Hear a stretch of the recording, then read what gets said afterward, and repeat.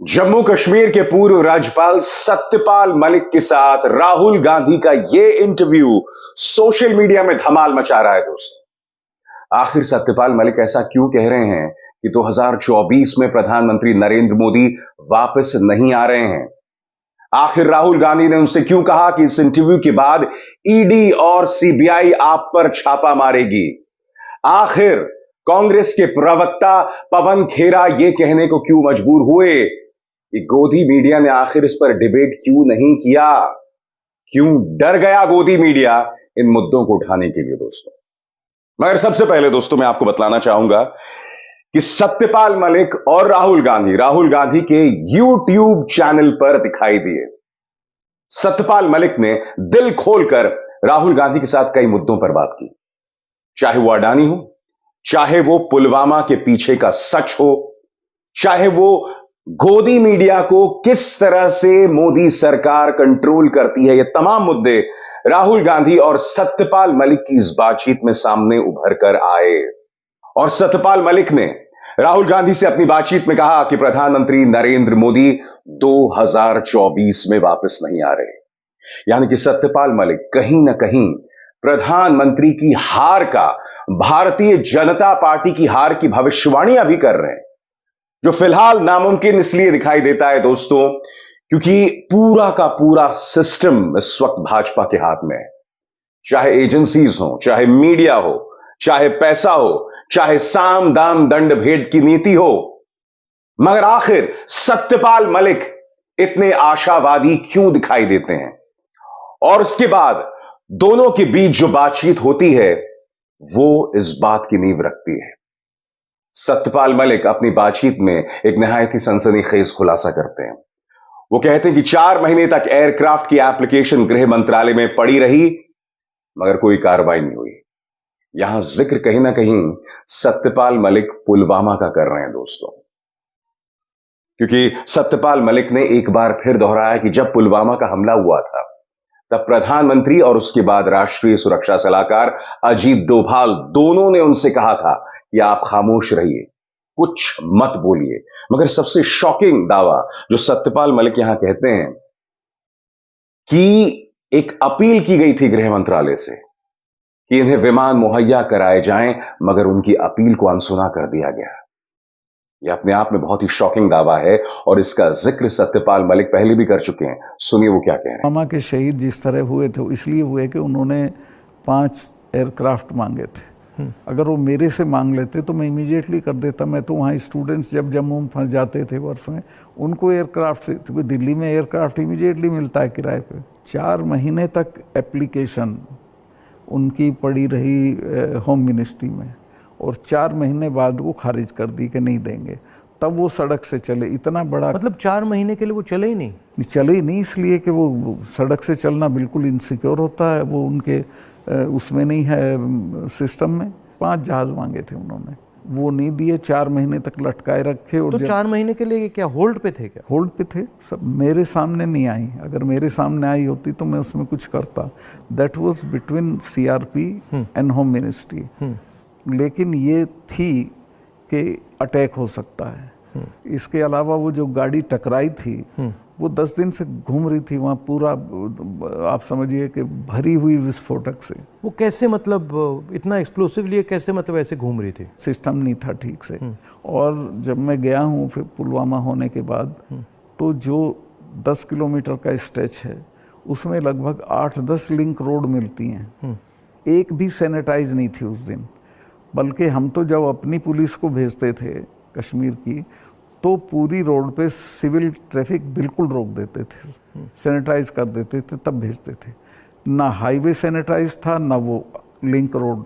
और link road जहाँ highway में मिलती है वहाँ रिवाज ये है कि वहाँ एक जिप्सी खड़ी होनी चाहिए जो उसे रोक दे कि नहीं भैया काफिला चला जा। बात यहां नहीं रुकती है दोस्तों। सत्यपाल मलिक कहीं ना कहीं प्रधानमंत्री नरेंद्र मोदी की कमजोर नब्ज का भी जिक्र करते हैं। सत्यपाल मलिक ये कहते हैं कि जिस तरह से राहुल गांधी ने अडानी के मुद्दे को उठाया है, वो न सिर्फ प्रधानमंत्री नरेंद्र मोदी की कमजोर नब्ज है, बल्कि गांव गांव में यह संदेश चला गया है कि अडानी का पैसा जो है वो कहां इस्तेमाल हो रहा है। और अडानी नाम कहीं ना कहीं प्रधानमंत्री नरेंद्र मोदी से चिपक गया है। राहुल गांधी यहां कहते हैं यही वजह है कि जैसे ही उन्होंने अडानी का नाम संसद में दिए गए अपने भाषण में लिया था, उनकी सांसदी उनसे छिन गई थी। अडानी नाम कैसे चिपक गया है प्रधानमंत्री नरेंद्र मोदी के साथ, किस तरह से सत्यपाल मलिक ये बात कह रहे हैं, ये सुनते हैं। यहाँ मीडिया में मतलब मैं देख रहा था, यहाँ पे इतना बड़ा कास्ट सेंसस का मुद्दा है, बट अब आजकल बस Israel Israel Israel caste census को नहीं दिखा। मतलब जो चाहे वो अडानी हो चाहे वो कास्ट सेंसस हो, जो ज़रूरी बातें हैं उसका कुछ नहीं होगा, मगर इजराइल हो, बॉलीवुड हो, क्रिकेट हो, उस पर चलते जाएंगे। अडानी तो आपने इसके चिपका दिया, वो तो छूटेगा नहीं, गांव गांव चला गया अडानी का। और लोग ये कहते हैं अडानी के यहाँ इसी का रुपया है। हाँ, वो 20,000 का आपने उठाया था, 20,000 का इतना बड़ा इन्वेस्टमेंट कहाँ से आएगा? कल ही एक स्टोरी आई है कि ये कोयले के प्राइस इन्फ्लेट कर रहा है। वहाँ से इंडोनेशिया से कोयला नाव में जाता है और यहाँ पहुँचते उसकी प्राइस इन्फ्लेट हो जाती है और फिर लोगों को बिजली के लिए ज़्यादा रेट देना पड़ता है, मगर वो भी मीडिया ने कहीं नहीं उठाया। मुझे खबर ये दी गई कि जिस दिन मैं ये करण थापर का इंटरव्यू किया, इन्होंने बुला के सब चैनल्स को कहा कि खबरदार कोई रिपोर्टिंग नहीं होगी, और अतीक अहमद का केस हो गया और उसको 10 दिन तक हेडलाइन। मैंने वो देखा, मैंने अपनी बहन से कहा कि ये जो आपने पुलवामा की बात की है, इसके कारण ये किया गया है, हाँ, टोटल डिस्ट्रैक्ट करने के लिए। मैंने नोटिस किया जब आपने पुलवामा की बात की तो ये सब डर गए थे, लेकिन अतीक अहमद ने उसको 10 दिन तक खत्म कर दिया, ओवरशैडो कर दिया। बिल्कुल। दोस्तों, अडानी पर हमला बहुत सोची समझी रणनीति के तहत राहुल गांधी लगातार करते रहते हैं। अडानी नाम मोदी के साथ चिपक गया, सत्यपाल मलिक ये कह तो रहे हैं, मगर कहीं ना कहीं संवेदनशील मुद्दा जो किसानों का मुद्दा है, 3 कृषि कानूनों का मुद्दा है, जिसमें मोदी सरकार की नाक को किसानों ने तबीयत से जमीन पर रगड़ा था, उस आंदोलन के साथ भी कहीं ना कहीं सत्यपाल मलिक अडानी का नाम जोड़ देते हैं। वो कहते हैं ये सब हुआ अडानी को फायदा पहुंचाने के लिए। सुनते हैं। एमएसपी का लागू होना बहुत ज़रूरी है, और एमएसपी पे इन्होंने किसानों से धोखा किया।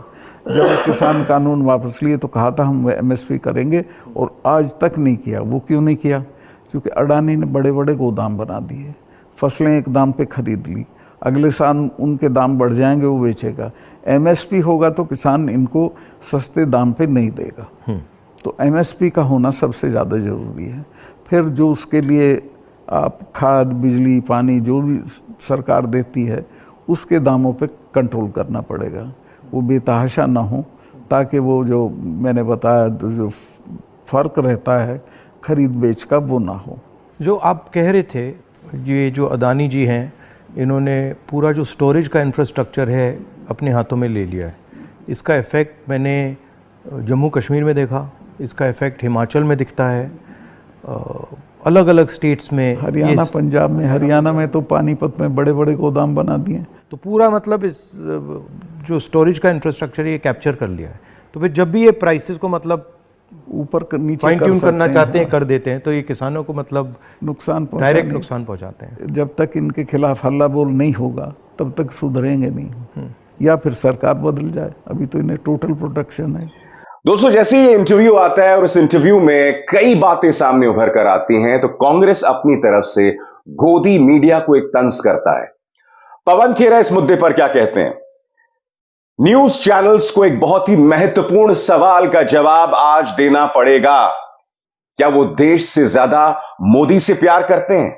साफ तौर पर अगर वो देश से प्यार करते हैं तो जो ये कठिन सवाल प्रधानमंत्री नरेंद्र मोदी से पूछे गए हैं इस इंटरव्यू में, उन सवालों को गोदी मीडिया दिखाएगा।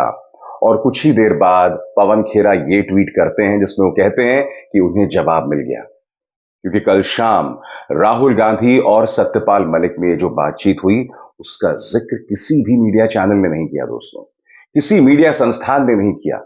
सबसे शॉकिंग बात, अमूमन जब भी राहुल गांधी हमला बोलते हैं, सत्यपाल मलिक हमला बोलते हैं, तो गोदी मीडिया उसका मजाक तो जरूर उड़ाता है, तंज जरूर कसता है।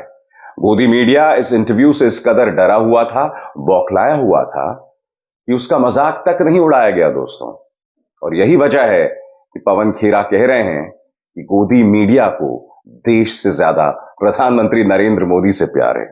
सत्यपाल मलिक और राहुल गांधी के बीच ये जो बातचीत हुई, इसमें कई अन्य अहम मुद्दों पर भी चर्चा हुई, क्योंकि सत्यपाल मलिक एक नहीं 3 राज्यों के राज्यपाल रह चुके हैं। पहले जम्मू कश्मीर, उसके बाद गोवा और फिर उन्होंने पूर्वोत्तर का रुख किया।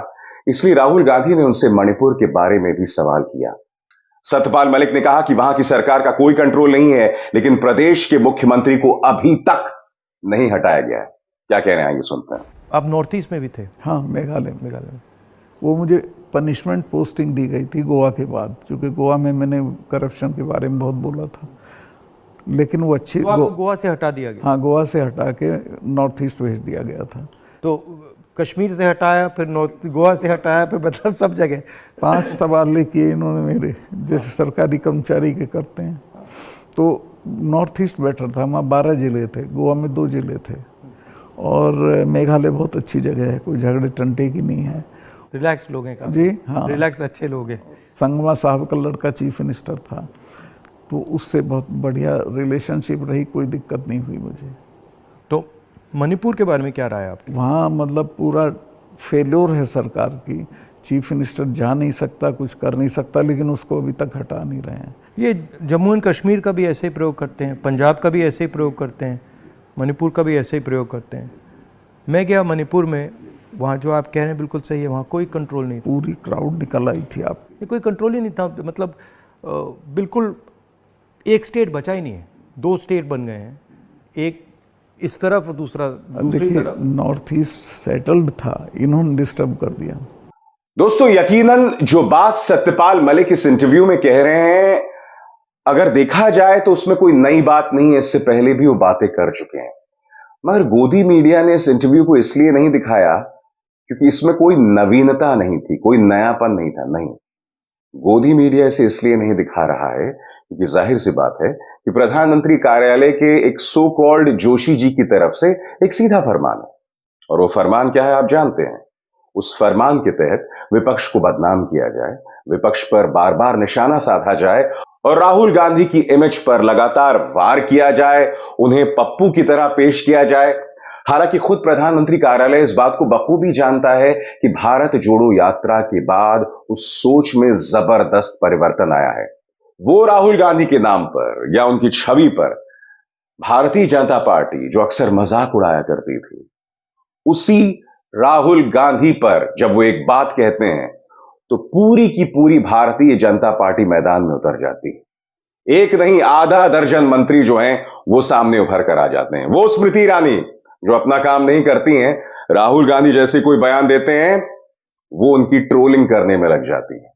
यह है असर राहुल गांधी का भारत जोड़ो यात्रा के बाद। और हम ये नहीं भूल सकते कि राहुल गांधी एक और भारत जोड़ो यात्रा शुरू कर रहे हैं।